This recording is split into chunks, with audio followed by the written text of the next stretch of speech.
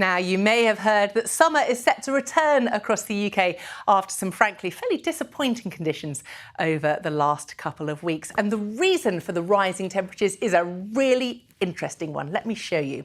So we've got this deep area of low pressure here, which is currently called Storm Dexter, or Tropical Storm Dexter. It's moving off the eastern parts of America, crossing the Atlantic. There's some hurricane force winds wrapped up in that, but as it moves towards us, it does start to ease down and fill in and is not nearly such a worrying beast. Now, it's not really that it's going to affect us directly, although it will give a spell of wet and blustery weather across northwestern parts of Scotland, probably the back end of Sunday and then into Monday.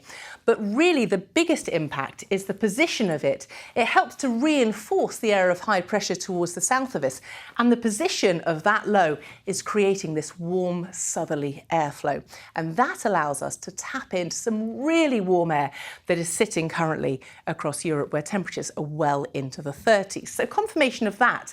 As you can see, we've got high pressure towards the south and southeast, low pressure eventually sitting towards the north and northwest, and that is creating this very warm feed of air, and it's that is going to be really boosting those temperatures over the next few days. Now, you can see the effect that is going to be having. Now, of course, in the south, it's going to be the most noticeable because you're closest to the continent. For everyone, those temperatures are going to be boosted several degrees above the seasonal average, and for some, even up to 8 to 10 degrees above average. I would say, actually, that we're probably being a little bit conservative here at 31 degrees on Monday. It could be 32, maybe even 33, and the potential in very isolated spots, the small chance of even a 34 or a 35 degrees. It's always going to be across the central southern parts of England that will get the hottest temperatures, and elsewhere further north, still warm, but not quite as hot as that.